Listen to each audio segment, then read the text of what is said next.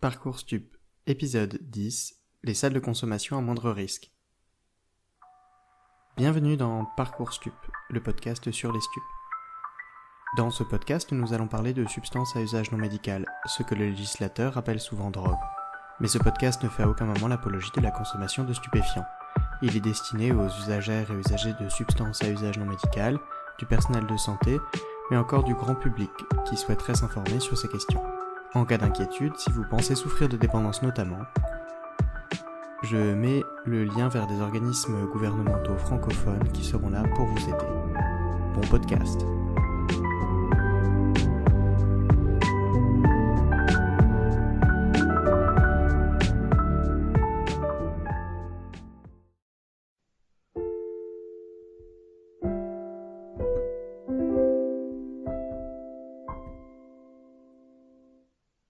Bonjour à tous et bienvenue dans ce nouvel épisode de Parcours Stup. Pour la rentrée, je vous propose un sujet qui me tient particulièrement à cœur, les salles de consommation à moindre risque. Alors aujourd'hui, pas question de parler de salles de shoot, de shootoirs, encore moins de bus de crack, n'en déplaise à Madame Dati. Aujourd'hui, on va parler sérieusement de réduction des risques et de son impact positif, que ce soit pour la communauté en général et les usagers et usagères de substances à usage non médical en particulier. Pour parler des salles de consommation à moindre risque, je reçois Fukiel et Christian Andréo. Merci à vous deux d'être là. Fukiel, tu es étudiante en mathématiques et informatique et tu te classes dans la catégorie des jeunes adultes, c'est-à-dire 18-25 ans. Sur Twitter, tu témoignes de ton quotidien de personnes alcoolodépendantes et usagères de drogue par voie intraveineuse, en particulier les opioïdes.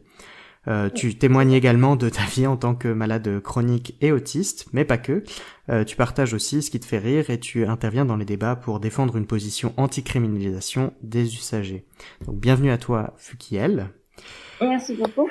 Christian Andréo, c'est souvent grâce à toi que je suis au courant des prises de position éclatées au sol du gouvernement sur les questions de toxiques. Je pense en particulier au dernier consommateur complice auquel on a eu droit de la part de notre président cette semaine, que tu as ponctué d'un très sobre saleté. Christian, tu as un parcours associatif et militant avec une très longue carrière chez Aide et depuis quelques années chez Addictio, dont le slogan est « Agir ensemble face aux addictions en milieu de travail ». Aujourd'hui, on va surtout se concentrer sur ton activité comme administrateur bénévole de l'association Gaïa, fondée et soutenue par Médecins du Monde en 2005, si je ne me trompe pas. Le lien vers l'historique de l'association, je le mettrai d'ailleurs dans la description en dessous de l'épisode. Cette association accompagne une salle de consommation à moindre risque et c'est de ça qu'on va parler aujourd'hui. Je rappelle aussi que tu es administrateur de la fédération Addiction, dont le lien sera aussi sous l'épisode. Voilà, donc bienvenue à toi aussi Christian. Merci. Grand merci à vous deux d'être là. Du coup, voilà, comme d'habitude, pour commencer l'épisode, j'aimerais bien qu'on parte de l'expérience, de la user experience. Du coup, voilà, j'aurais bien aimé qu'on discute un petit moment, Fukiel, sur ton ressenti. Pour commencer l'épisode, j'aurais bien aimé qu'on voit avec toi, justement, comment est-ce que tu as découvert les salles de consommation à moindre risque, à quel moment de ton parcours de consommation tu as découvert ça et tu t'es orienté vers ce genre d'espace. Alors tout d'abord, j'avais déjà entendu parler des salles de consommation à moindre risque sous un autre nom moins favorable auparavant dans les médias et tout ça, mais j'étais pas du tout proche de ça, je ne savais pas exactement si c'était un projet, si c'était sur Paris et tout ça. Ça, je n'en savais rien encore. Et je follow des personnes sur Twitter qui sont aussi usagères de drogue par voie intraveineuse. Et j'ai fini par apprendre qu'il y en avait une sur Strasbourg. Donc j'ai pu apprendre que ce n'était pas au stade de projet ou quoi que ce soit. Et je suis aussi, du coup, moi, comme tu l'as dit, usagère de drogue par voie intraveineuse. Et il y a eu un moment où je suis allée sur Paris, parce que du coup je suis en région parisienne, chercher du matériel de réduction des risques en CARUD, ou en STEP, c'est-à-dire en CARUD, c'est un centre d'aide et d'accompagnement et de réduction des risques pour les personnes usagères de drogue. Et en allant les voir, je leur ai demandé s'ils avaient pas, par exemple, ils faisaient pas des formations pour apprendre à faire des shoots intraveineux, peut-être à moindre risque, parce que comment dire ça, l'injection de drogue par voie intraveineuse, c'est quelque chose que j'ai appris toute seule. Il n'y a pas de personne qui m'a fait mon premier shoot et tout ça. Mon premier shoot, c'est moi qui me le suis fait moi-même. Et donc, du coup, j'étais pas sûre de est-ce que c'était la bonne façon, est-ce que je faisais tout bien. Je m'étais renseignée évidemment au possible sur Internet, tout ça, les zones d'injection, mais je n'étais pas sûre. Et donc, je leur ai demandé ça, ils m'ont dit non. Mais par contre, tu pourrais être intéressé par la SCMR Gaïa, qu'il y a donc du coup près de Gare du Nord et Barbès-Rochechouart, juste à côté de l'hôpital Lariboisière. Et donc du coup, bah, j'y suis allée le jour même, et bah, j'ai pu découvrir tout ça. D'accord. Et puis du coup, alors avant qu'on parle justement de la SCMR, je me disais, comme beaucoup d'usagers, je trouve surtout en période de Covid, il y a pas mal de gens maintenant qui achètent par Internet, que ce soit sur le darknet, mais après, effectivement, ça arrive pas avec le mode d'emploi.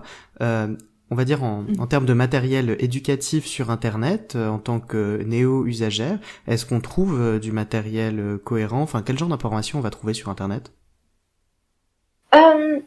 Bah, je dirais, il y a des informations qui sont quand même pertinentes et tout ça, notamment par exemple sur les zones d'injection, comme je disais. Donc il y a différentes zones il y a certaines zones qui sont ok de se piquer dedans. Donc par exemple les avant-bras, etc. Tout ça. Il y a des zones où, faut pas le faire trop souvent et tout ça. Ça peut être un peu délicat, ça peut faire mal, comme par exemple les mains. Et puis il y a des zones, par exemple, où il faut absolument éviter, notamment donc dans les artères, dans les poignets, dans la nuque, dans l'entrejambe, etc. Toutes ces zones qui sont beaucoup plus dangereuses. Et également, sur Internet, on peut trouver, par exemple, les différents matériels les informations sur les différents matériels qui sont possibles. Par exemple, le matériel de filtration. Il y a plusieurs filtres qui existent. Du filtre coton, au stérifiltre, au filtre de Troupy et nouveau stérifiltre plus également. Donc le filtre antibactérien. Et puis, il peut aussi y avoir, par exemple, le fait de, plutôt qu'utiliser de l'eau du robinet, d'aller chercher de l'eau pour préparation injectable, de l'eau PPI. Il y a le fait d'éviter, par exemple, si on consomme de l'héroïne basée, donc de l'héroïne numéro 3 ou tout ça, de ne pas utiliser du citron pour pouvoir l'acidifier et la rendre hydrosoluble, mais plutôt, par exemple, des sachets d'acide ascorbique, de vitamine C, donc, on peut trouver dans justement les carudes, certains que ça part et tout ça, où on peut avoir tout le matériel dont on a besoin gratuitement. Le fait qu'on puisse trouver tout ça gratuitement également en carude, c'est une information que j'ai découvert sur Internet. Voilà, enfin, globalement, il y a beaucoup de choses comme ça au niveau du matériel, de la façon dont on le fait, de l'ordre dont on le fait, on fait quelle encre, comment est-ce qu'on fait pour utiliser le garrot, pour se mettre le garrot, et l'enlever en étant toute seule. C'est-à-dire que un bras dans lequel on pique, l'autre main qui est utilisée pour piquer dans le bras, comment on enlève le garrot avant d'injecter, c'est pas évident. Donc voilà, donc j'entends en fait finalement des informations assez spécialisées et puis enfin de bonne qualité alors, donc on trouve ça sur Internet assez facilement. Oui. Ok. Oui, il y a pas mal par exemple, d'associations, l'association Safe par exemple, le site de Psychoactif qui peut avoir des bons conseils. Il y a plusieurs ressources qu'on peut trouver comme ça. Ok, donc j'entends, voilà, n'hésitez pas à chercher sur Internet, je mettrai en tout cas, enfin effectivement, Psychoactif, ce genre de forum, on en parle souvent ici, mais je remettrai le lien en description. Donc voilà, tu trouves ces informations sur Internet, tu te présentes justement dans un centre de réduction des risques et d'échange, et puis de là on t'oriente vers la SCMR. Et puis, comment ça s'est présenté pour toi? Alors quand on rentre dans ce genre d'espace, comment ça se présente? C'est quoi l'ambiance? Enfin, comment c'était pour toi?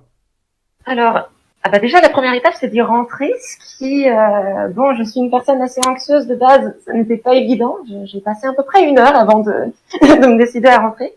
Je tournais autour avant ça. Et donc j'y suis rentrée et j'ai été accueillie. Donc je suis allée à l'accueil. J'ai demandé bonjour. C'est la première fois que je viens. Je ne sais pas comment ça se présente. Et du coup on m'a dit pas de problème. On te propose un rendez-vous déjà tout de suite là pour faire le point. Ça qui va durer genre 30-45 minutes pour parler de mes consommations, ce que je consomme, comment est-ce que je le fais, quel matériel j'utilise, et tout ça, afin aussi à la fin de pouvoir m'inscrire à l'ASMR. Donc il faut s'inscrire. C'est aussi uniquement à destination des personnes qui sont usagères de drogue par voie intraveineuse ou intramusculaire aussi, pourquoi pas, ou sous-cutanée. Donc du coup, pour qu'on puisse m'inscrire, c'est anonyme, donc il suffit simplement d'un pseudo et d'une date de naissance qui peut être fictive, sur le moment où on est majeur. Et on s'identifie avec ces deux choses-là. Et une fois que c'est fait, c'est bon. Je peux venir venir quand je veux, faire mon shoot dans la salle de consommation à moindre risque, et après repartir.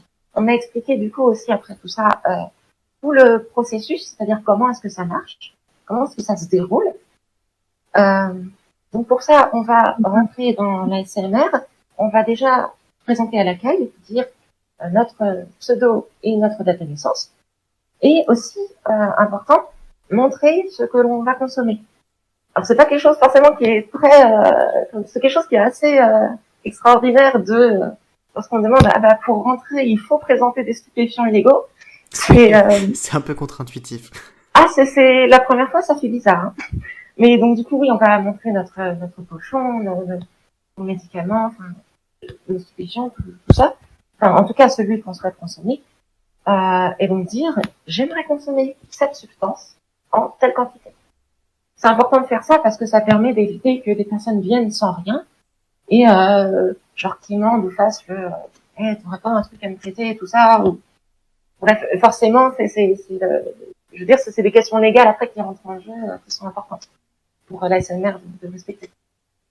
Donc voilà, une fois que c'est fait, on dit bon d'accord et on se lave les mains, on change le masque. On rentre dans la salle principale. Alors c'est, je veux dire, souvent on a cette image, par exemple, sur les antennes d'articles, de journaux et tout ça, parce que ça va parler des salles de shoot, où ça va être une photo sombre avec une cuillère sale et tout ça. Oui, la stock photo typique quand on met héroïne sur. C'est ça. Presque, enfin, il y a 30 personnes à côté de l'image qui sont par terre en train de faire une overdose. Si on étendait l'image. Non, là, c'est bien quelque chose qui s'apparente, je ne sais pas, à une salle comme on pourrait en trouver dans une mairie, en fait. Mm-hmm. Quelque chose comme ça, ou avec donc, ça se présente sous une forme en tout cas, à la salle de consommation de Paris, sous une grande salle avec, une sorte de comptoir sur lesquels il y a plein de matériel de réduction des risques et une personne qui va venir les distribuer, demander ce dont on a besoin. On va venir donc du coup dire j'aimerais pouvoir avoir une seringue de CC, j'aimerais pouvoir avoir une aiguille ou deux de 27 de jauge, 32 jauges, etc. On prend tout le matériel dont on a besoin, qui est donc bien sûr stérile et bien propre. Alors, en temps de Covid, on va après ça se laver les mains une seconde fois, c'est jamais. Et ensuite, on va venir se positionner sur sur un autre du coup comptoir où il y a plusieurs chaises. Et il peut y avoir du coup une partie où c'est bien dégagé, et une autre partie où c'est pour les personnes qui préfèrent un peu plus d'intimité, où c'est comment dire ça, un peu comme par exemple pareil en mairie avec les rideaux sur le côté ou des choses comme ça, enfin pas les rideaux mais les barrières sur le côté pour un paravent comme ça. C'est ça, les paravents pour être dans son coin tranquille. D'ailleurs donc du coup on s'installe aux chaises qui sont disponibles. Le champ, quand on s'installe, on a du coup une table qui est désinfectée à chaque fois, donc à chaque passage. On a aussi une grande boîte d'astri, c'est-à-dire une boîte pour pouvoir mettre les objets contondants, notamment les aiguilles et tout ça, pour pas les balancer n'importe où, parce que ça empêche donc du coup en faisant ça de propager le HIV, le VIH plutôt, l'hépatite C, etc. Et donc du coup on installe son matériel, on fait sa préparation, sa petite tambouille, et Et voilà, on peut préparer déjà tout ça. Et ensuite, ben là, on peut faire tout ça complètement en autonomie, le faire genre dans son coin. Euh, on s'injecte. Et voilà, c'est bon. On peut attendre un petit peu sur la chaise. Il y a également une salle de repos. Alors, il me semble aussi, enfin, il me semble qu'elle est toujours fermée, je suppose. En temps de Covid, pareil, la salle de repos, elle est fermée de mémoire. Mais il y a dans l'entrée, par exemple, des petits sièges, un canapé même, il me semble, pour pouvoir se poser, si jamais, si on prend un dépresseur, c'est bien de pas sortir immédiatement de la SCMR dans la rue comme ça, complètement défoncé. Voilà, et on se pose un peu et après on peut y aller, on se dit au revoir, merci, et voilà. Ah, j'ai oublié le passage évidemment où on débarrasse ses affaires quand même. Oui, bien sûr, quand même. Oui. Voilà, ça c'est comme à la cantine, plus ou moins. Donc on va venir replier notre champ de soins et le mettre à la poubelle. En n'oubliant pas, ça m'est déjà arrivé de sortir le pochon du champ de soins pour éviter de le jeter. Ça peut être bien de le garder sur soi et de ne pas le jeter avec le reste. Mais voilà, donc on jette ça et bon bah c'est bon. Donc on jette ça on jette dans la poubelle normale qui va être par exemple comment dire ça, le champ stérile, les choses comme ça. Mais oui, c'est ça. Le champ de soins. Alors après, les champs, il me semble qu'ils sont pas stériles, mais ils sont propres. Vraiment. Mais on m'avait dit ça en Pérou, tout bon, c'est à peu de choses près. Mais voilà, je veux dire, par exemple, la cup ou la cuillère, enfin, peu importe comment on l'appelle, etc. Tout ça, on va l'acheter dans la poubelle normale. Et les aiguilles, la seringue aussi, on sait jamais, on va la mettre dans la boîte plastique. Et puis du coup, voilà, tu dis après, on ressort, enfin, on se pose un moment, puis après on reprend le cours de sa journée. C'est ça. Moi, je me posais comme question. Alors, effectivement, tu dis, enfin, il y a une entrée qui est filtrée. Après, on peut s'installer dans son coin. Il y a un paravent pour avoir un peu d'intimité, mais il y a quand même toujours du personnel de soins qui surveille. Oui. Moi, je me posais comme question toujours dans ce genre de situation, qu'est-ce que ça fait d'avoir quelqu'un qui est là pour surveiller? Comment est-ce que tu vis ça? Alors, au tout début, ça fait bizarre. Je veux dire, ça fait bizarre autant que ça fait bizarre qu'on nous dise ok, c'est bon, après avoir vu que j'ai sorti mon pochon ou mes stupéfiants, mes médicaments, etc. C'est particulier. Et ben là, c'est un peu pareil, c'est-à-dire que on va souvent, il va y avoir une infirmière ou tout ça qui va passer, vérifier, qui va me demander tout va bien, tout se passe bien, tout est ok, il n'y a pas besoin d'aide. Enfin, voilà, hésite pas si tu as besoin. On peut aussi, par exemple, lever la main en disant j'ai raté, il me faudrait une autre aiguille. On évite au possible d'ailleurs de se lever soi-même après ça, quand on s'est installé, pour aller chercher ce dont on a besoin, pour éviter, si jamais on a quelque chose de contondant dans la main ou tout ça, de blesser une personne qui se lèverait en même temps. Mais c'est très particulier du coup au début, mais ça fait beaucoup de bien en fait. Ça fait énormément de bien parce que on n'est absolument pas jugé. C'est vraiment, c'est pas du, c'est du non-jugement sincère.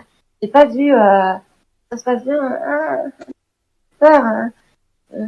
amuse-toi bien ou je ne sais pas. Voilà, c'est vraiment c'est sincère, c'est-à-dire que il y a des fois où j'ai eu beaucoup de mal, j'ai raté pas mal de fois de suite, tout ça, j'ai eu besoin d'aide. On est venu m'aider un petit peu et tout ça, et enfin quand j'ai réussi, j'étais en mode yes, j'ai réussi. Et ce qui était incroyable, c'est que les infirmières et tout ça autour de moi étaient véritablement contentes pour moi, étaient en mode yay. Et ça fait beaucoup de bien parce que si je viens en SCMR, ce n'est pas pour me faire juger, ce n'est pas pour comment dire ça, pour qu'on vienne me dire la drogue c'est mal ou qu'on vienne me dire t'es conso quand même, essaie de fais plus comme ça, fais comme ça. Je veux dire, si j'ai besoin de conseils et de gérer ma consommation, pour ça, il y a l'Exapa, par exemple, il y a les centres d'addictologie, les Carides aussi, où je peux en parler. Mais lorsque j'ai un CMR, c'est pour consommer. Et ça, le personnel le sait bien. Et donc, du coup, c'est pas, je veux dire, c'est pas la peine se morfondre tout ça ou se dire ah c'est triste quand même. Je veux dire, c'est vraiment le fait d'aider la personne à minimiser les risques. C'est vraiment le principal, c'est la réduction des risques. Et le fait que ce soit aussi bien intégré, ça fait beaucoup de bien. Et c'est très rassurant. Et je m'y sens en sécurité. Je m'y sens en sécurité. Je me sens pas comme s'il y avait, je sais pas, la police qui essayait de me mettre derrière les barreaux. Non, là, on essaye de me mettre dans un contexte qui est safe, en respectant mes pratiques, en respectant les doses. C'est moi qui choisis les doses, etc. Enfin, évidemment, si je suppose que si je dis oui, bon, j'aimerais prendre 3 grammes d'héroïne, on risquerait de me dire que ce serait pas forcément une bonne idée. Mais voilà, dans la mesure du raisonnable, euh, c'est quelque chose qui est respecté et ça fait beaucoup. D'accord, donc finalement, voilà, un bon positionnement de la part des professionnels. Et puis, au-delà des professionnels, justement, c'est quoi l'ambiance dans une salle de conso à moindre risque? Enfin, devant la salle, dans la salle, c'est quel genre d'environnement, de personnes qu'on va croiser? Puis toi, tu t'y sens comment dans cet espace? Alors, déjà un truc important, c'est que on peut avoir beaucoup, surtout si on n'est pas allé, de clichés pour la SMR quant à les personnes qui les fréquentent. Ou alors ça peut être même d'ailleurs de manière générale avec les personnes usagères de drogue. On peut s'imaginer que les personnes usagères, tout comme on s'imagine qu'une personne alcoolique, c'est, je sais pas, tonton Gérard, 45 ans, qui est là avec sa binouse. Alors que ça peut être beaucoup de personnes différentes. Je veux dire, voilà, moi je suis alcoolique et pourtant je suis assez jeune et je suis insérée à l'université et tout ça. Et bien pareil en SNR, il y a un profil très vaste de personnes qui y viennent. Il y a des personnes qui ont un travail, des personnes, je vais pas dire forcément en costard, ça peut arriver, hein, mais bon, pas forcément ramener son costard à la SNR, mais je veux dire, il y a des personnes qui sont bien intégrées socialement, il y a des personnes qui le sont moins, il y a des personnes jeunes, des personnes moins jeunes, il y a des hommes, des femmes, il y a tout le monde. Donc, il y a tout le monde à la SCNR. Et je veux dire, le fait du coup qu'il y ait tout ce monde-là, ça fait que ça n'a pas d'ambiance particulièrement, par exemple, qui serait comment dire ça, qui rappellerait des clichés qui rappellerait des clichés qu'on porte sur les usagers et usagères de drogue. C'est-à-dire que c'est une ambiance qui est plutôt conviviale, qui est tranquille. Personne va venir chercher des noises qui que ce soit. C'est très gentil. Alors qu'il y avoir évidemment des personnes, sans blague, qui sont pas dans leur état de sobriété habituelle. Oui, voilà, oui. Forcément, il peut y avoir des personnes qui sont défoncées, qui sont bien là, qui sont à l'ouest, qui écoutent de la musique avec leurs écouteurs et qui sont là à quasiment danser. Il peut y avoir ça, mais ça va toujours être un plaisir qui, pour la personne, va être personnel. Donc, on va pas se sentir spécialement envahi, généralement. Moi, quand j'y vais, je trouve l'ambiance sympa. Je trouve que c'est agréable aussi parce que je me sens, pareil, intégrée, c'est-à-dire, ça peut faire bizarre, ça me fait bizarre personnellement, par exemple, de me dire que les personnes autour de moi pourraient avoir telle image-là de moi-même parce que je consomme. Donc, comme par exemple, je ne sais pas, oh là là, je suis une délinquante, tout ça. Alors que, je veux dire, c'est pas vraiment comme ça que je me considère. Et donc, du coup, ça me met beaucoup de clichés dessus. Et lorsque je vais en SCNR, je ne me sens pas comme si on m'appliquait des clichés, comme si on me voyait d'une certaine façon parce que je consommais. Et ça fait du bien aussi. Et de manière générale, oui, je m'y sens plutôt bien en vrai. C'est-à-dire que je me sens absolument pas, comment dire ça, je me sens pas, vu qu'il y a du respect, je suis tranquille, je ne suis pas jugée, et je peux prendre du plaisir, faire mon affaire et être tranquille et avoir de la liberté. Eh bien, je me sens vachement bien, moi, là. C'est vrai, qu'en t'écoutant parler, je me remémorer les quelques fois où j'ai eu l'occasion de visiter des SCMR, et c'est vrai qu'à chaque fois, l'ambiance que j'ai en tête, c'est une salle de don du sang. En fait, avec effectivement un profil très varié de Ouais, personnes qu'on retrouve dans la salle, mais quelque chose d'assez calme et assez protecteur, quoi. Alors que finalement, c'est vrai que si on écoute un peu les grandes gueules, on va avoir l'impression effectivement de quelque chose entre, quelque chose du style du bar PMU avec beaucoup d'agressivité, de stress, alors que finalement, c'est un endroit très calme, très feutré, avec effectivement ouais, plus que de bienveillance, de non-jugement, quoi. c'est ça. Chacun est là pour faire ses trucs, et puis les gens regardent pas, quoi. Mm. C'est ça. Il faut bien se dire que, comme j'ai dit, moi je suis une personne anxieuse de base. Je me sens vachement bien dans ces SMR, Mhm. dans cette SMR notamment. Et l'ambiance est beaucoup plus, comment dire ça. Je dirais que l'ambiance qui collerait avec l'esprit collectif, ce qu'on pourrait imaginer de base, un bar colle beaucoup mieux à ça que la SMR. La SMR, c'est beaucoup plus comme, je sais pas, si on allait dans une sorte d'atelier, Mhm. en fait, un peu peut-être. Alors, tu dis que ça ressemble à des établissements de don du sang. Je n'ai jamais pu donner mon sang, malheureusement, parce que je Mhm. suis diabétique, etc., tout ça. Mais je pense que je peux voir à quoi ressemblerait une salle de don du sang via ça. C'est-à-dire que je pense je pense que ça colle bien. Ça collerait bien. Une dernière question sur l'ambiance. Moi, Mhm. je me demandais aussi ton ressenti en tant que femme de ce genre d'espace.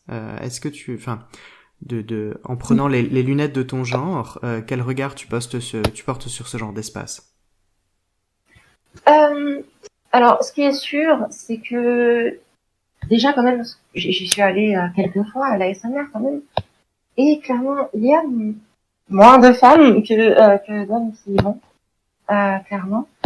Mais pour autant, je veux dire, je n'ai jamais eu spécialement par exemple, je n'ai jamais eu spécialement d'ennui ou quoi que ce soit vis-à-vis de ça, d'ennui, je vais même dire de minuscule ennui, c'est-à-dire de regard ou je ne sais pas spécialement. Je veux dire, même de la part des autres usagers, usagères, surtout usagers du coup de drogue, qui y figurent, je veux dire, il y a des fois, il y a une fois par exemple où j'avais oublié mon briquet et j'ai demandé, enfin, je me disais mince, est-ce que vous auriez pas un briquet et tout ça? Et la personne à côté de moi, qui était, qui était typiquement un homme et tout ça, m'a placé le briquet et en disant tiens, vas-y, tu me le rends après et tout, de façon très gentille. Hein, merci à lui d'ailleurs, ceux qui nous écoutent. Mais et je veux dire, sans rien de plus. Ok. C'était tout. C'est-à-dire qu'il n'y avait pas de j'appréhendais un peu parce que lorsqu'il m'attendait, parce que je m'attendais, je sais pas, un regard, tout ça machin, ou même de la part d'autres usagers, de manière générale, avoir des remarques et tout ça.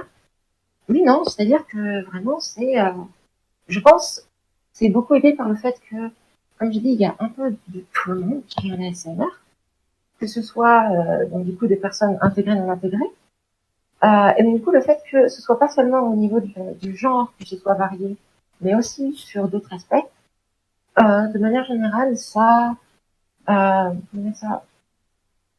incite, mais ouais, globalement, ça incite les gens à ne pas spécialement réfléchir au visage, en fait, à la couverture du livre. Mhm. Donc, donc là-dessus, j'ai pas tellement trouvé que je me sentais, par exemple, comment ça, pas à ma place de trop dans les toilettes pour hommes, je ne sais pas. Enfin, je veux dire où j'étais en mode c'est un endroit où je me sens en décalage. Ça a jamais été ça a jamais été un souci. Et puis notamment également, alors il y a peu de femmes dans les personnes usagères qui y vont, mais il y a quand même pas mal de femmes dans les personnes qui sont notamment dans par exemple les travailleurs et les travailleuses sociaux et tout ça, les infirmiers et infirmières et tout ça, il y a des femmes. Et donc, du coup, c'est pas comme si c'était que des hommes partout dans la pièce. Ouais. Il y a aussi des femmes. Et d'ailleurs, quelque chose aussi qui fait que ça peut être comment dire ça, Confortable. euh, réconfortant aussi, confortable, oui. C'est que il peut y avoir, et je ne sais pas, hein, je n'en ai aucune idée, parmi les personnes qui travaillent à la SMR, des personnes qui sont aussi consommatrices. Et donc du coup, si ça se trouve, il y a des personnes usagères, des femmes usagères de drogue dans les SAMR, et ça ne m'étonnerait pas du tout parmi les personnes qui y travaillent. Donc, même sans voir de personnes qui consomment directement femmes, c'est pas tellement dépaysant. Ok. Alors, merci beaucoup en tout cas pour le partage de ton expérience. On reviendra un petit peu, sur la partie un peu plus discussion en troisième partie tout à l'heure. Je me tourne maintenant vers Christian. On passe du micro au macro. Comment ça se passe pour ouvrir une SCMR en France? Je sais que pour les Canadiens, par exemple, il faut demander au gouvernement fédéral une exemption du droit, etc., pour créer une zone de non-droit. Etc. Moi, je me demandais, en France, officiellement, c'est à qui qu'on fait la demande pour ouvrir une SCMR, et puis d'où vient le financement pour ce genre d'établissement? Alors, les salles de conso, jusqu'à présent, bénéficient, si tant est qu'on peut dire, d'une exception à la loi, donc d'un décret spécifique qui permet leur ouverture. D'accord ? C'est-à-dire que sont prévues dans la loi santé, mais soumises à des crédits et une réglementation particulière, qui est toujours du ressort de l'expérimentation. Alors, expérimentation qui vient d'être prolongée récemment, alors que le mouvement cohérent eût été, compte tenu du fait que l'évaluation qui a été rendue par cette équipe de l'INSERM est favorable, aurait dû être pérennisé et donc rentrer dans des dispositifs de droit commun pérennes comme le sont les CARUD, les XAPA, etc. Okay. Ça n'a pas été fait. Donc il y a eu un arbitrage qui a été rendu, qui a quand même été rendu en faveur de la santé, puisqu'on est toujours sur des équilibres entre intérieur et santé. Ministre de l'Intérieur, soit par la voie de la préfecture ou autre, est fondamentalement opposé aux salles de consommation. Une guerre étonnante, hein, quand on voit peut-être qu'on y reviendra. Ouais. Mais voilà. En tout cas, donc ce qu'il faut comprendre, c'est qu'on est sur un décret d'exception. Donc le problème, c'est qu'à chaque fois qu'on doit un petit peu bouger les choses, donc il faut une nouvelle version du décret. C'est passé par exemple avec le crack, le décret initial prévoyait que la consommation d'injection. Compte tenu de la crise du crack, a pris aussi de faire bouger le décret pour que les salles puissent prendre en compte aussi la consommation de crack, dont avoir des postes d'inhalation. Et donc ça, à chaque fois, faut négocier une autre version du décret, etc., etc. Ça, c'est juste au niveau du plaidoyer lobbying sur les textes. On n'en est même pas encore à l'implantation. Sur l'implantation proprement dite, donc elle doit s'inscrire dans le cadre expérimental qui existe. À l'heure actuelle, on pourrait tout à fait se permettre, y compris financièrement, d'avoir beaucoup plus de salles que les deux qui existent. Il faut ensuite un accord entre la municipalité et la préfecture. Voilà. Donc entre mairie et État, n'est-ce pas? C'est ainsi que, par exemple, la mairie de Lille avait voulu bouger là-dessus. Le préfet a dit non. Bon, il y a des discussions qui sont à l'heure actuelle dans d'autres villes, y compris à Paris pour les extensions. Et à chaque fois, c'est je parle pas là de négociations sur l'implantation. Ou peut-être qu'on va y revenir, mais plein de choses à faire sur ce qu'on appelle l'écologie de l'implantation. Donc, c'est comment on travaille avec les riverains, comment on discute cette implantation-là, où on implante une salle, c'est-à-dire pas n'importe où en fait. Donc, il y a plein de questions comme ça qui se posent et qui nécessitent tout un travail préalable pour l'implantation de ce genre de dispositif. Mais par contre, d'un point de vue technique, il faut une association qui soit prête à porter le dispositif et qui dépose le projet. Il faut ensuite un accord entre mairie et État par la voie de la préfecture. Ok, donc pas mal de gens à qui il faut demander la permission. Le tout, effectivement, à nouveau, toujours mais j'ai l'impression que c'est partout pareil au niveau international. À chaque fois, il s'agit de programmes expérimentaux, qui sont expérimentaux depuis 1990 dans certains pays. Donc, je pense au bout de 30 ans, c'est plus trop une expérience, quoi. Et puis une fois qu'on a fait une fois qu'on a pu avoir le oui, ça reste effectivement toujours soumis à conditions. Et Et tu dis voilà, et qu'il faut qu'il y ait aussi une association qui porte ce projet. Et après, comment ça se finance un établissement comme ça? Parce qu'on entend il y a du personnel, des infrastructures, dans des endroits qui coûtent cher, faut payer le matériel d'injection, etc. Qui finance? J'allais dire là, en fait, dans ce cadre-là, avec des financements qui ont été directement associés au décret pour la mise en place expérimentale de salles. D'accord? Donc, on est sur alors, pour dire des décrets d'exception du médico-social, on va dire ça comme ça, en fait. Donc, mais c'est financé par l'État. C'est-à-dire que vraiment, une fois que la salle tourne, le problème, c'est pas le financement. Hein. D'accord, ok. Bon, c'est une bonne nouvelle, ça. Oui. Non, mais c'est une bonne nouvelle. Mais c'est aussi un peu une absurdité du système. Puisque, si vous voulez, avec Gaïa, on sait que l'expérimentation finissait, l'évaluation a été rendue, a quand même la préfecture qui a refusé je cite, cautionner l'évaluation qui ont été trop partisanes. Hein, c'est juste l'INSERM qui a produit le rapport, quand même, l'objectif en termes de recherche. On continue à fonctionner sur des crédits non pérennes. On sait très bien que ce sont des dispositifs dont la pertinence se situe aussi dans le long terme.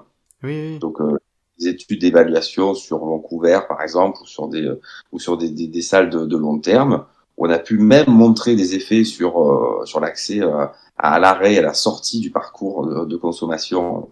Quand même pas l'objectif premier des salles, quelque chose qu'on nous rabâche tout le temps. On a quand même quelques études qui montrent que sur le long terme, on peut arriver à ces résultats-là.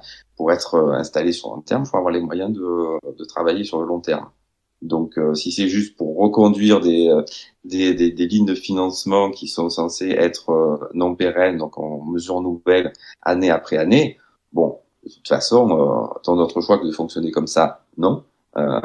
Mais c'est pas une politique de santé cohérente.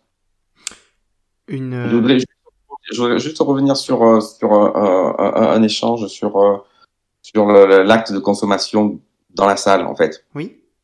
Parce que c'est vrai que sur la dénomination française, donc on s'attache à salle de consommation à moindre risque. On parle aussi de salle d'injection supervisée. Oui, alors voilà, moi c'est vrai que dans tête j'ai le SIS en tête pour Supervised Injection Service. C'est comme ça en tout cas qu'on le trouve dans la littérature anglophone. C'est très important de le rappeler en fait, et c'est très bien ce qui a été dit, c'est-à-dire que il y a une supervision de la consommation. Elle peut être à distance, en fait. Elle peut être à distance et être juste sur une approche de sécurité, que tout se passe bien, que si jamais quelqu'un fait une overdose, puisse intervenir très rapidement, ou justement sur la question des gestes. Il y a certains carus qui font de l'accompagnement à l'injection, hein, sur une certaine éducation à l'injection, dire ça comme ça, comme donc de la RLI. Donc pour apprendre des bons gestes, oui il y en a, et qu'on peut se faire très mal avec la pratique d'injection, quel que soit le produit. Donc tout ça c'est aussi le travail de la salle. Et c'est vrai que je rejoins tout à fait ce qui a été dit. La salle, c'est pas un squat amélioré avec un peu de personnel au milieu, en fait.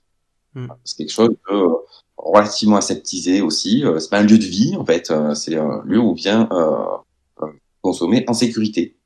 Voilà. Parce que si vous vous rappelez pourquoi on a besoin d'endroits où on va consommer en sécurité, c'est parce qu'il faut voir les conditions dans lesquelles la consommation de rue se passe, en fait. Entre deux bagnoles, dans des sanisettes, dans des conditions sanitaires et de sécurité qui sont absolument désastreuses. Donc, on se doit de fournir des conditions d'hygiène et de sécurité qui sont optimales. Et justement, alors quand on parle, enfin, tu parlais là-dessus avec justement la consommation entre guillemets à ciel ouvert. La première question, la question qui suit tout de suite quand on en parle dans le débat public, quand on parle de l'implantation d'une SCMR, c'est comment le voisinage va vivre l'implantation d'une SCMR. Ça, comment c'est, quelle est la réalité du terrain en fait? Une fois que avant l'ouverture et après l'ouverture, comment le voisinage vit ce genre d'espace? Je dirais que ça dépend du voisinage.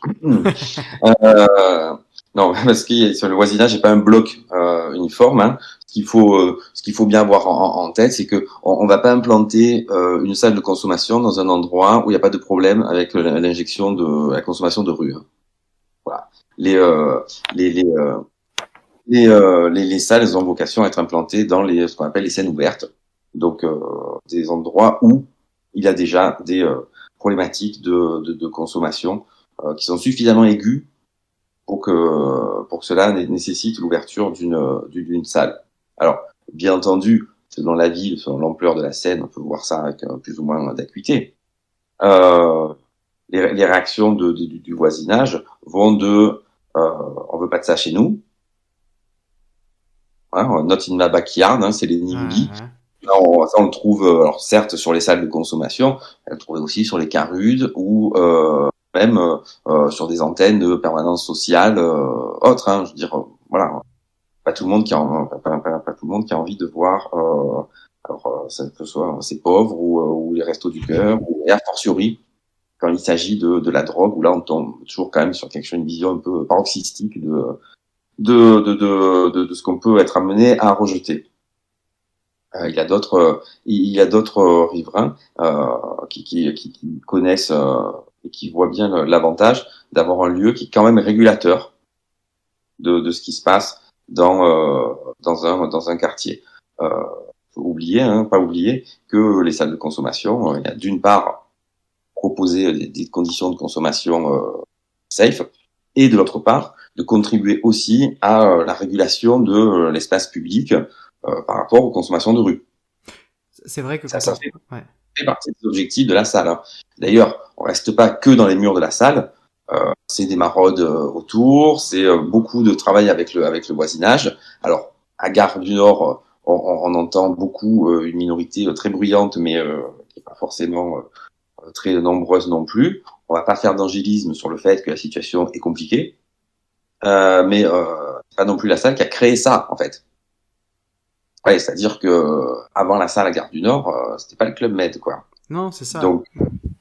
Donc ça reste compliqué. C'est aussi des problématiques qui se sont rajoutées à ça, hein, notamment le crack, en fait. Dans le contexte d'implantation de la salle, en fait, ça n'est pas prévu pour la crise du crack à Paris. Donc ça, ce sont des choses qui nous obligent à avoir des ajustements progressifs. Et quand je dis nous, c'est nous en tant qu'intervenants des RDR, ça doit être nous aussi côté mairie et préfecture, donc État. Voilà. Donc ce sont des choses où il y a beaucoup de concertation avec le voisinage, avec des associations. Voilà, il y a par exemple l'association ici Barbès qui nous soutient, qui a bien l'avantage d'avoir cette salle. Des riverains qui nous signalent quand il y a des seringues qui traînent ou des nuisances. Voilà, ça se passe bien avec certains, beaucoup moins bien avec d'autres. Moi, c'est vrai qu'au niveau... à l'image de la société, quoi. Oui.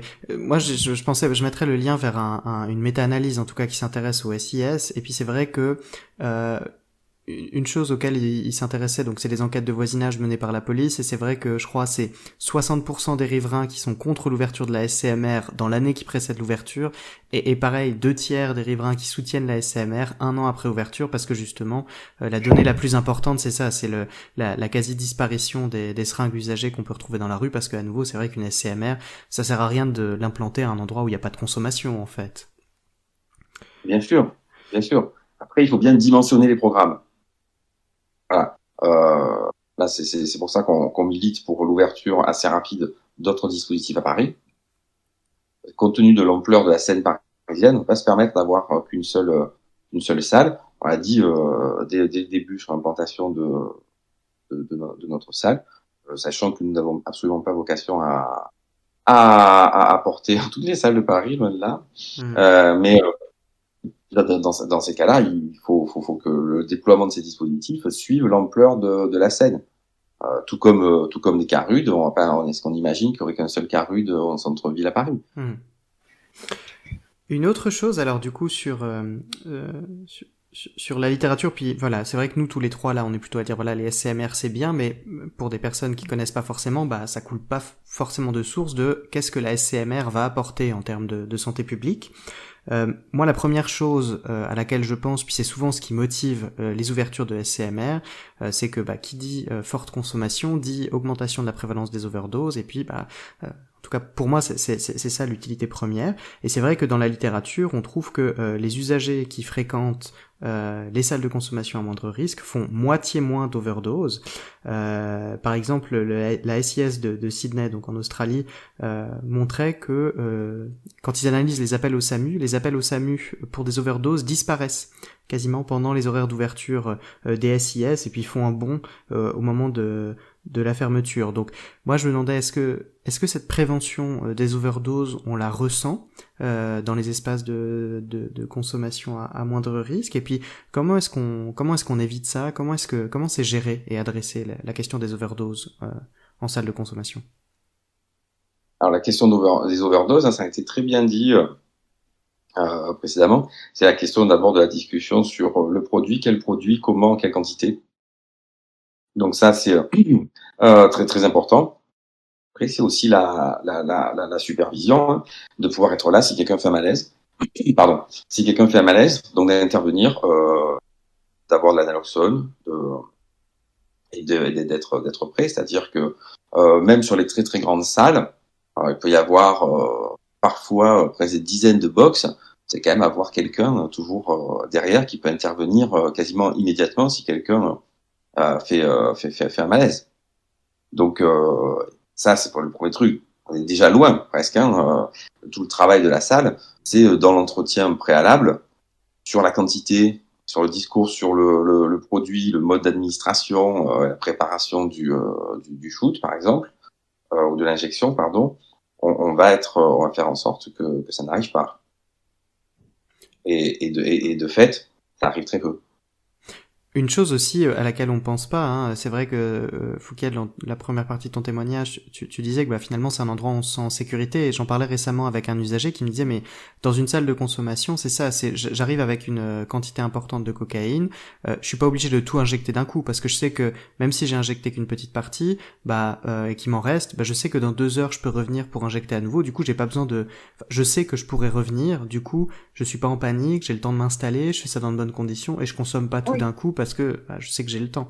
Puis ça, je pense, c'est quelque chose auquel aussi en tout cas, moi je ne pensais pas avant. Je reviens beaucoup sur ce témoignage. C'est la question du stress lié à la préparation du fixe, en fait. Quand on s'injecte entre deux bagnoles ou une sanisette, on sait qu'il n'y a que dehors, qu'on peut se faire choper, que ce soit par la police, qu'on peut se faire choper ou avoir une pression pour se faire voler son produit, etc., etc. Parce qu'on est en pleine rue de toute façon. Donc tous ces facteurs-là de stress vont impliquer qu'on va moins être attentif dans la préparation de son fixe ou de dire bon de toute façon là c'est one shot quoi, donc boum je mets tout. Donc ou bien j'ai une seringue sur moi, enfin plein de choses comme ça qui font que la préparation du fixe va être autre, beaucoup plus risqué par rapport à ce qu'on va pouvoir faire au calme dans une salle de consommation. Dans les effets un petit peu imprévus, tu disais tout à l'heure, c'est vrai que c'est un espace pour utiliser un produit et on n'imaginerait pas forcément que ce serait un espace où les gens viendraient pour arrêter. Pourtant, et puis là, alors pour partir plus loin que juste ton ressenti, c'est vrai que dans la littérature, en tout cas un des effets inattendus, c'est 20% des personnes qui fréquentent les salles de consommation à moindre risque vont intégrer dans les 6 mois après le premier passage en SCMR la filière des soins. On observe également aussi, alors ça je trouvais assez perturbant, je crois c'est un tiers des gens qui vont commencer à diminuer l'usage par voie intraveineuse puis passer sur d'autres types de consommation. Moi, je me demandais, comment va s'organiser la liaison avec des espaces de soins? Est-ce que c'est quelque chose qui est prévu ou quelque chose qui est finalement plutôt sur la responsabilité de l'usager qui fréquente? Comment ça se passe? Non, tout ça, on travaille vraiment sur un continuum de prise en charge et d'orientation. C'est-à-dire que, a fortiori à Gaïa, où on a la chance d'avoir salle de consommation, Carude et que ça part. Donc c'est vrai que ça permet une orientation, une circulation interne qui est importante. Après, tout le travail des intervenants c'est autant de laisser la personne tranquille, qui va venir chaque jour, 3 fois par jour, pendant des semaines, c'est-à-dire pas presque sans dire bonjour, mais faire sa conso et uniquement sa conso, et de nouer contact, et de discuter, et de proposer d'autres services, de discuter de ses consos, qu'au moment où il y a des choses qui vont émerger. Moi, je crois aussi au fait que plus on fournit de conditions favorables aux personnes, plus elles vont être à même de prendre soin d'elles-mêmes. En fait, et ça progressivement, ça amène vers vers la possibilité ou en tout cas le désir de entre guillemets s'en sortir. Et quand on dit s'en sortir, c'est pas forcément d'arrêter la consommation. Ça aussi, en fait, c'est important dans la philosophie et dans nos discussions. En fait, toute la finalité de la réduction des risques, c'est pas d'arrêter de consommer, en fait. Oui, c'est de réduire les risques. En consommant. Et de fait, on va pouvoir réussir à, entre guillemets, stabiliser des gens dans leur consommation sans forcément avoir l'image de l'usager de rue totalement désocialisé, etc. Donc tout ça, on va inscrire les personnes dans un continuum. Ça va commencer parfois par un dépistage du VIH ou du VHC. Ça va commencer par des soins, vraiment de petite bobologie sur des abcès quand il y en a par rapport à l'injection, mais aussi par rapport à d'autres soucis de santé. Tout ça va commencer à être comment dire, un réinvestissement de la personne sur son corps, sa santé, éventuellement ses droits. C'est bien comme ça qu'on travaille. Alors, pas en autarcie, hein, parce que on travaille aussi avec toutes les structures qui œuvrent sur ce champ aussi. Les personnes bougent de structure en structure, hein. Même si on est la seule salle de consommation, ils fréquentent d'autres CARUD, que ce soit à Paris, mais parfois aussi d'autres endroits dans l'année. Donc tout ça, c'est la responsabilité des acteurs et des structures qui portent les dispositifs d'échanger et d'être en réseau. Alors ça c'est le présent. Moi je me demandais maintenant, puis je m'adresse à vous deux, quel futur pour ce genre d'espace, quel développement souhaité. Moi j'entendrais déjà 2-3 points, notamment l'adéquation entre le nombre de personnes qui ont besoin d'accéder à ces espaces et la capacité d'accueil de ces espaces. Tu disais notamment avec la crise du crack, puis ça c'est au-delà de Paris, je pense que c'est partout en Europe actuellement que le crack est problématique du point de vue de la réduction des risques. Donc je dis c'est ça, c'est des locaux de consommation avec des salles d'inhalation. Quel genre de développement souhaité pour le futur, pour ce genre d'espace? En nombre. C'est-à-dire que il faut déjà un truc de base, c'est qu'il y a déjà un réseau d'accueil bas seuil des usagers de drogue en France, c'est le réseau des CARUD. Il faut que la consommation de produits soit autorisée dans les CARUD. Ça, c'est la base. C'est la base. En fait, il y a plus d'une cinquantaine, je sais même plus en fait combien il y a de CARUD en France, beaucoup plus que ça. Pas tous peuvent se le permettre, même techniquement à l'heure actuelle. Peu importe. En fait, il faut une modification des missions socles des CARUD pour permettre la consommation. Ce qui veut pas dire qu'on va ouvrir des salles de consommation de façon massive en France. Ce qui veut dire par contre que ça doit être une mission ajoutée. Et pour avancer sur ces questions-là, ça c'est le premier truc.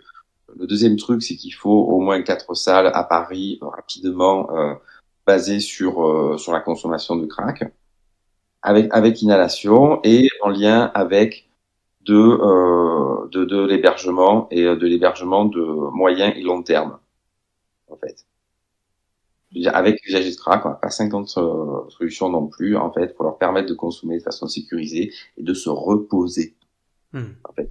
Voilà. Et de se reposer dans un cadre sécurisé aussi. Et quand on voit qu'on le fait, ça fonctionne quand même. Là aussi. Je vais être sarcastique, mais je dirais juste l'accès au respect des droits fondamentaux, puis aux besoins de base, à savoir avoir la possibilité de dormir, manger et se laver, quoi. Ouais, c'est ça. Bref. C'est ça. Arrêter de se renvoyer la balle aussi entre mairie et préfecture, en fait. qui finalement pensent à peu près la même chose. Parfois sur certaines quand il s'agit de prendre des décisions, parce que fatalement, on peut avoir des positions de principe, et puis après, quand il faut intégrer directement les dispositifs sur le terrain, c'est là que ça coince un petit peu. Donc, il y a ces questions-là, et puis pérenniser ces dispositifs. Voilà, sur expérimentale pour 25 ans. C'est absurde. Et puis toi, Fouquiel, ton regard, enfin tes espoirs pour le futur, pour ce genre d'espace, quels sont-ils? Eh bien, ça rejoint beaucoup ce que Christian a dit parce que, bah, par exemple, si je prends du point de vue de mon expérience personnelle, je suis allée quelquefois du coup en SCNR. Au final, je suis la majorité des fois, même depuis que je connais les SMR et que j'y suis allée pour la première fois, où je consomme, ce n'est pas un CMR. Et la raison pour ça, c'est que là, de chez moi à la SMR, il y a plus d'une heure de trajet. Allez, donc forcément, c'est compliqué pour moi. Et c'est beaucoup plus simple de le faire chez moi ou tout ça, ou parfois même, je peux être seule et ça peut être en sécurité. Donc pour moi, l'idée de ouvrir plus de salles de SMR, surtout sur Paris, parce qu'il y a beaucoup d'endroits où, alors certes, genre je pense que clairement la Barbès Rochechouart, Gare du Nord, La Chapelle, c'était probablement l'un des meilleurs endroits pour ouvrir la première SMR. Mais le fait de pouvoir en ouvrir plus dans des zones comme ça qui sont beaucoup fréquentées par les personnes usagères de drogue, par voie intraveineuse, et notamment par des personnes qui le font dehors, qui le font dans les lieux publics et tout ça, parce que pas d'autre choix, c'est extrêmement important. J'avais pas pensé du tout au fait de pouvoir autoriser ça en Carude, mais c'est une excellente idée. Genre, je pense que clairement, ça peut être très très bien, parce que ça me permettrait, moi personnellement, par exemple, de beaucoup plus facilement pouvoir avoir accès à une consommation qui soit surveillée. Je connaissais pas le terme de SIS ou quoi que ce soit. J'ai appris beaucoup de choses. Merci beaucoup d'ailleurs. Mais oui, genre c'est clairement quelque chose qui est important. Je pense aussi potentiellement au niveau des horaires, c'est-à-dire que il y a des fois où, par exemple, je n'ai pas d'endroit spécialement où est-ce que je pourrais le faire, et je ne peux pas aller, par exemple, à l'ASMR parce que il est trop tard. Et je pense que ce serait pas mal s'il pouvait y avoir, mais bon, ça c'est des espoirs dans le futur, évidemment, là on n'en est pas à cette priorité-là, mais ce serait pas mal si il pouvait y avoir des endroits où, par exemple, de nuit ou tout ça, il y avait la possibilité de faire ça la nuit. Alors moi également, je ne suis pas usagère de crack, donc je n'avais pas parlé de tout cet aspect-là, c'est vrai. Mais oui, c'est-à-dire que comme par exemple, je ne sais pas, on a des pharmacies de garde qui existent pour des personnes qui sont moindres, mais qui ont besoin de pouvoir s'approprier des médicaments dans la nuit. Bah peut-être qu'il pourrait y avoir des comme ça, des endroits de garde où ce serait possible de le faire aussi. Enfin, voilà, là je veux dire, je pars dans des choses qui peuvent être plus loin, à long terme, idéalement, mais ça pourrait être pas mal. On a le droit de rêver là, c'était voilà, les espoirs pour le futur, mais voilà, on sait très bien que déjà si on arrive à sécuriser 1% de ça, ce sera bien. Ok, donc ça c'est ouais. Oui, vas-y. Alors moi ça c'était pour le futur. Après moi je me demandais donc si on revient dans le présent et puis un peu ce qui s'annonce pour nous. On est dans une année de présidentielle, donc évidemment que, enfin là déjà on voit le cannabis, c'est un sujet d'embrouille. Les bus de crack comme dit Rachida Dati, ça va être aussi un sujet d'embrouille. Moi je me demandais dans ces débats finalement qui sont portés par des gens hors milieu de la santé et surtout hors milieu associatif, en tout cas d'un milieu qui soit en contact avec ces problématiques. Pour vous, votre expérience d'usager professionnel de ce milieu-là, c'est quoi la polémique qui vous énerve le plus et qui vous donne l'impression que les gens comprennent pas ce dont on parle? Je sais pas qui commence. Je t'en prie, Christian. Vas-y, bien sûr, vas-y. D'accord. Je pense honnêtement, avec tout ça, ce qui m'énerve beaucoup, ce sont les personnes qui vont justement être, par exemple, qui vont dire les ACMR, tout ça, genre pas dans mon voisinage justement comme vous disiez, et en parallèle qui vont après se plaindre du fait qu'il y ait des personnes qui consomment dans la rue, tout ça. C'est s'il y en a un dans le voisinage, ça permettra à ce qu'il y ait moins de personnes qui consomment dans la rue. Le fait qu'il y ait des personnes qui consomment le soir et tout ça dans les rues de Paris, c'est lié au fait que il n'y a pas d'autres endroits pour eux en fait où consommer. C'est du coup quelque chose qui me frustre beaucoup. Mais voilà par exemple. Et puis de ton côté, Christian? Je suis hors de moi sur l'instrumentalisation politique qui est faite de la stigmatisation des usagers de drogue. Ouais. C'est insupportable. C'est insupportable parce que les gens sont ni plus bêtes ni plus fachos que ce qu'on pense, et quand on leur explique les choses, ils comprennent. Quand ils voient les dispositifs sur le terrain, ils comprennent aussi. Quand on explique aussi que certains prennent du cannabis, ouais, mais d'autres boivent leur whisky tous les soirs, ou c'est pas comme si personne fumait non plus. Plein de choses qu'on peut expliquer. Il y a plein de paradigmes même qu'on peut faire bouger dans les représentations de l'usage de produits dans une société. Là, par contre, en fait, flatter les plus bas instincts ou faire peur aux bourgeois qui auront jamais de problème, par contre, quand ils se feront arrêter en se faisant des lignes de cocaïne, là, en fait, c'est absolument dégueulasse. C'est absolument dégueulasse quand dans les sorties de Darmanin ou même du président de la République à Marseille, qui on vise, c'est les plus précaires, qui on vise, c'est les jeunes des quartiers. Donc tout ceci n'est absolument pas neutre, en fait. C'est pas uniquement dégueulasse parce qu'on s'en prend aux usagers de drogue, parce qu'on s'en prend pas à n'importe quel usager de drogue. J'ai fait une pensée à notre ministre de l'Intérieur, bien sûr, et puis de combattre cette chose horrible qu'est la drogue avec en postant des photos de lui qui boit de la bière sur ses réseaux sociaux. Mais c'est ça. Le mec qui fait la guerre à la drogue, en fait, je perds jamais une occasion de s'afficher avec un verre de gnôle à la main, quoi. C'est ça, c'est la drogue, mais seulement celle que je considère comme étant. Bon, mais je n'écoute pas ce qui a rapport à ce qui définit vraiment une drogue ou pas. Je ne cherche pas à remettre en question les traditions et les mœurs en vigueur. Non, je m'y attache parce que ça m'arrange. Bon, ce qui est terrible, c'est qu'une fois de plus, c'est une problématique de santé publique, et la personne qu'on entend parler, c'est le ministre de l'Intérieur.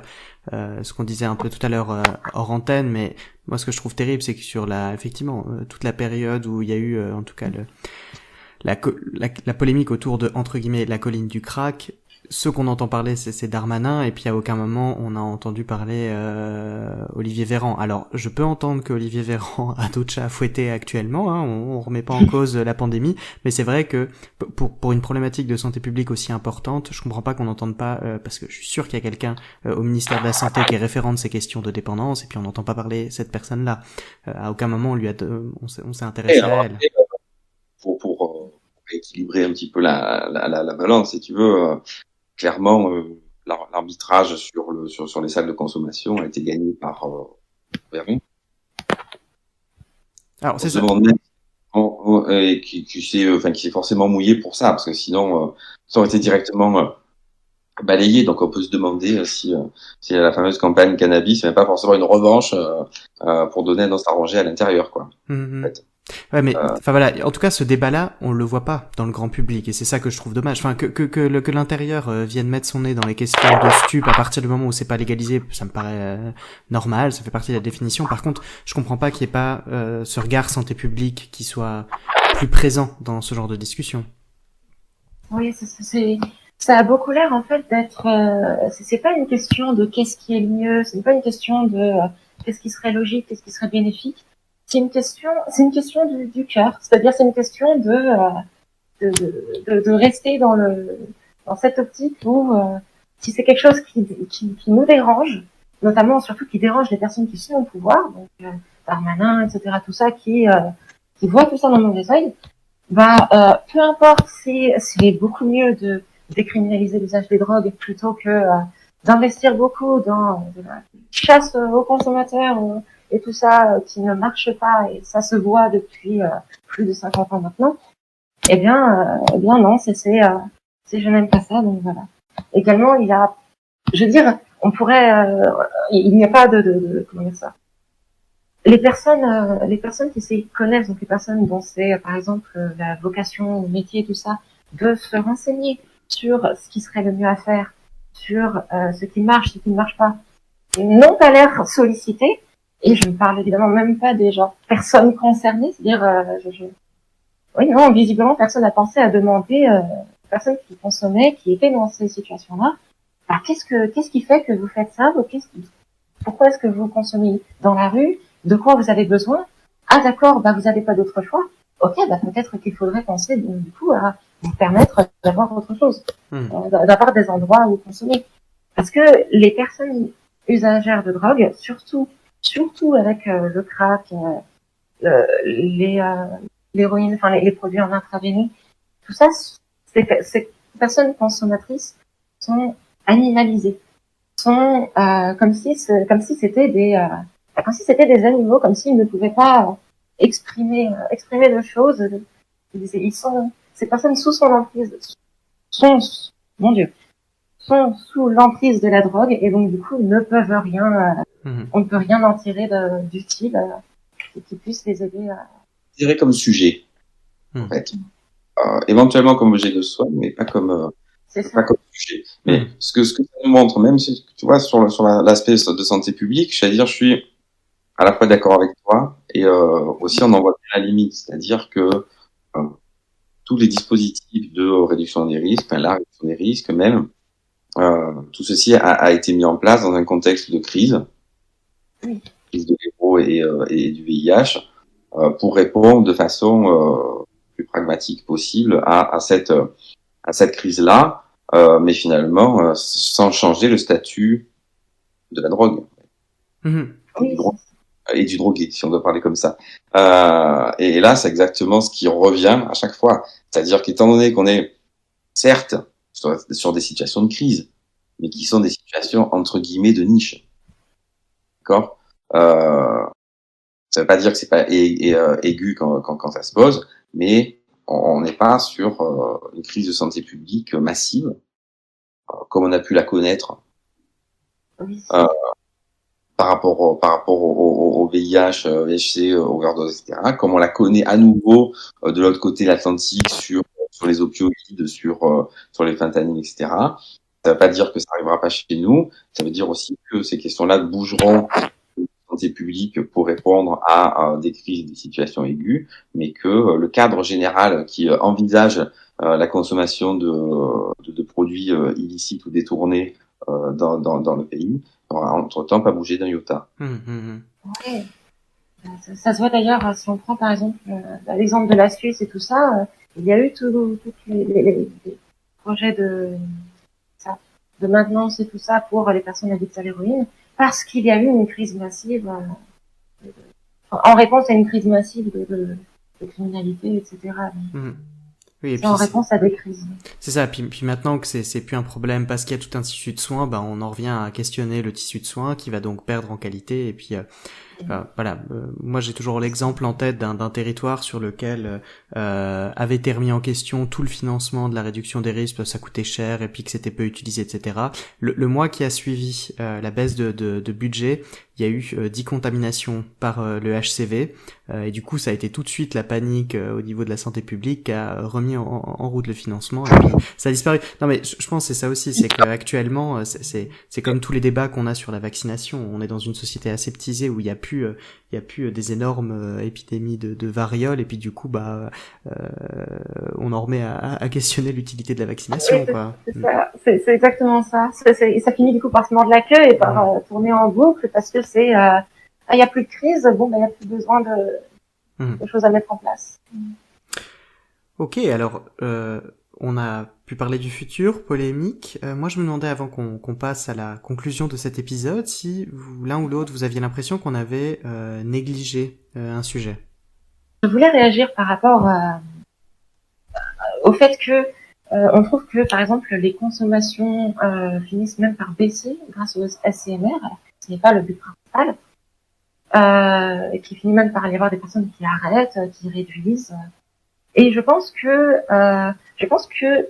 ça s'explique en partie parce que lorsque, notamment, on consomme dans la rue, dans les toilettes et tout ça, c'est souvent par besoin, c'est-à-dire par un besoin de se soulager. Plutôt que par plaisir, c'est-à-dire que on est dans une situation où c'est anxiogène, où il faut se dépêcher, où on risque de rater, de se sentir mal, de se sentir frustré, tout ça pour à la fin pouvoir se shooter et compenser tout le stress et l'angoisse qu'on vient de subir. Alors que lorsqu'on vient après consommer en SCNR, on se sent déjà bien lorsqu'on y est, lorsqu'on y va, et ce besoin, cette anxiété, tout ça diminuer, et le besoin peut aussi potentiellement petit à petit se devenir plutôt un plaisir en fait. Et je pense que passer de la notion de besoin à plaisir, ça fait que si les personnes en sentent moins le besoin parce que ces personnes se sentent accompagnées notamment, ces personnes se sentent reprendre je dirais peut-être même du contrôle sur leur consommation parce que c'est utiliser le matériel de réduction des risques appropriés et faire tout ce qu'il faut pour essayer de réduire les risques au mieux, le plus possible, c'est avoir une part de contrôle sur sa consommation par rapport à le fait de complètement partir en vrille et ne même plus se prendre le temps, si tant est qu'on puisse le prendre évidemment, c'est l'enjeu, de réduire les risques lorsqu'on est dans une situation de crise. Lorsqu'on transforme ça en plaisir, ça me permet, je pense, en tout cas c'est ce que j'ai trouvé par rapport à mon expérience personnelle, de se sentir mieux, et se sentir mieux permet de pouvoir transvaser tout ça sur quelque chose où on va chercher, on va trouver d'autres choses, on va trouver de l'accompagnement, du soutien, et donc du coup ça commence des démarches de soins et de suivi juste comme ça en fait, juste par la scène.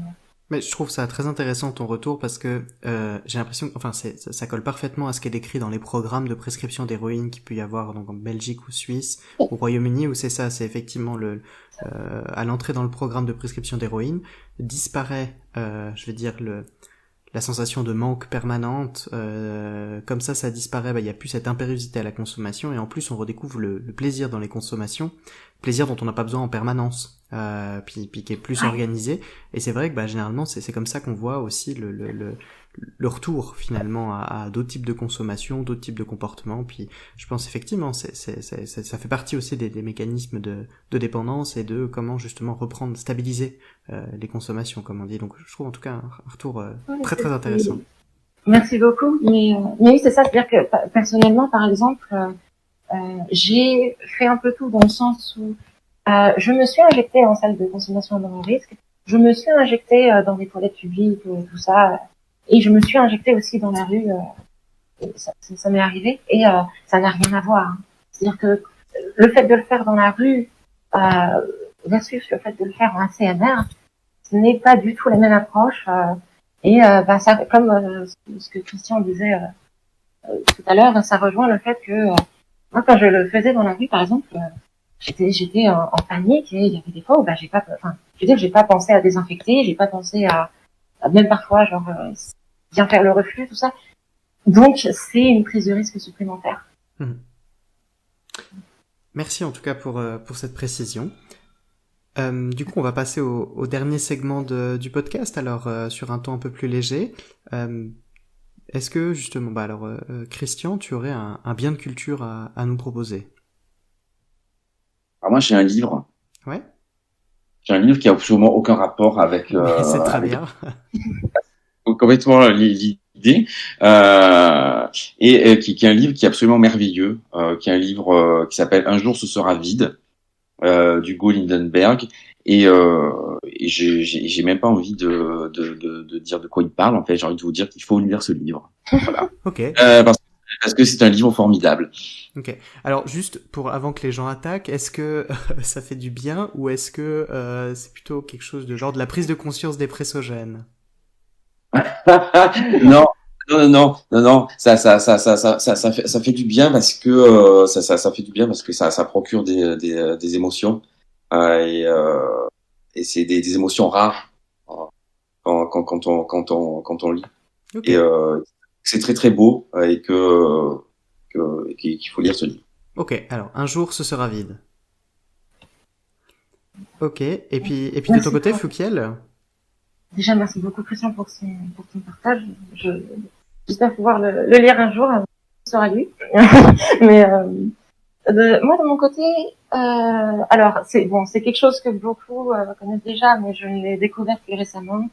J'en avais beaucoup entendu parler. Il s'agit d'un film que j'ai beaucoup aimé, que j'ai vu récemment, qui s'appelle The Imitation Game.